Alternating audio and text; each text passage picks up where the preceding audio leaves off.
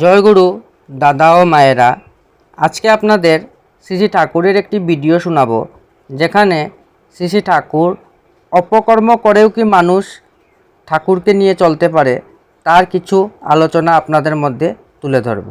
উমেশদা বলে একজন শ্রী ঠাকুরকে প্রশ্ন করেছিলেন, অপকর্ম করেও তো বহু মানুষ বেশ সুখে স্বাচ্ছন্দ্যে জীবন কাটিয়ে দেয়। শ্রী ঠাকুর, কর্মের ফল সবসময় হাতে হাতে বোঝা যায় না। পূর্বে হয়তো তার কিছু ভালো করা আছে, তার ফলে এখন হয়তো সুখে স্বাচ্ছন্দ্যে আছে, আবার এখনকার অপকর্মের ফল হয়তো পরে দেখা দেবে।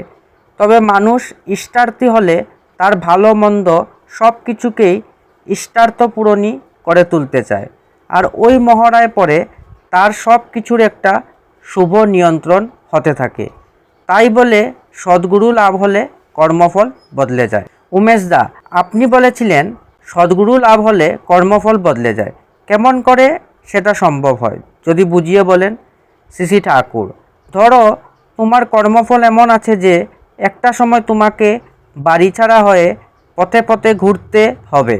ধরো তোমার স্ত্রী তোমাকে এতই উত্ত্যক্ত করেছে যে বাড়িতে টেকা তোমার দায়।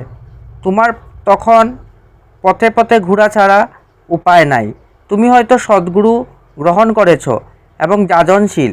তখন হয়তো তুমি বাড়ির এই অবস্থায় কিছুদিন আলগা থেকে কোনো ঋত্বিকের সঙ্গে যাজন প্রেপদেশে গায়ে গায়ে ঘুরে বেড়ালে তুমি যাজনে এমন মগ্ন হয়ে আছো যে সেই আনন্দে তোমার শরীর মন ভালো হয়ে গেল।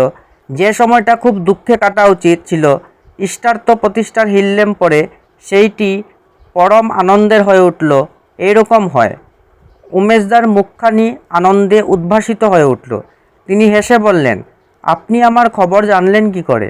আমি তো আপনাকে বলিনি। যে উপমা দিয়ে বুঝালেন সেটা যে আমার নিজের জীবনেরই ঘটনা। শ্রী ঠাকুর, আমি কলাম কি, তুই তো কোয়ালি। বস্তু, ব্যক্তি বা পরিস্থিতি যখন যে বুধ জাগায় মাথায় তখন তাই কই। আমি যে শালা কিছুই জানি না। ইষ্ট নেশায় বুক বেঁধে রাখ, কষ্ট পাবি কম, সচ্চলনে চলবি পথে, রইবে বুকে দম। শ্রী ঠাকুর। এটি শ্রী ঠাকুরের আলোচনা প্রসঙ্গে 2/150 থেকে 51 মধ্যে থেকে নেওয়া হয়েছে।